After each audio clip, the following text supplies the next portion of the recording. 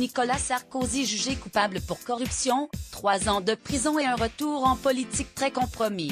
Ce lundi 1er mars, le tribunal correctionnel de Paris a jugé Nicolas Sarkozy coupable dans l'affaire dite des écoutes. C'est une décision non sans conséquence pour l'ancien chef de l'État. Ce 1er mars, Nicolas Sarkozy vient d'être jugé coupable de corruption et de trafic d'influence dans l'affaire des écoutes qui dure depuis maintenant un long moment. La présidente de la Chambre du tribunal correctionnel de Paris, Christine May, a rendu son jugement, et il est sans appel.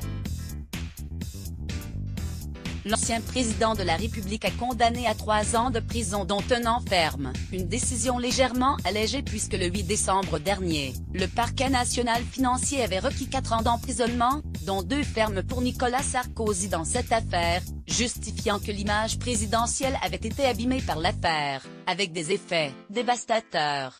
Pourtant sereinement le jugement, Nicolas Sarkozy vient d'ailleurs de passer quelques jours de vacances au Cap-Nègre, avec le sentiment que la vérité a été posée sur la table, selon des proches du principal intéressé. Une condamnation qui risque de compromettre les projets de l'homme politique de 66 ans, car s'il avait pourtant soutenu que son retour n'est pas d'actualité pour 2022, le journal L'Opinion a dévoilé le contraire. Selon leurs informations, le mari de Carla Bruni aurait déjà popularisé un slogan de campagne en lien direct avec la crise sanitaire, sociale et économique. Si c'est le chaos, c'est Sarko. À voir aussi, la rédaction.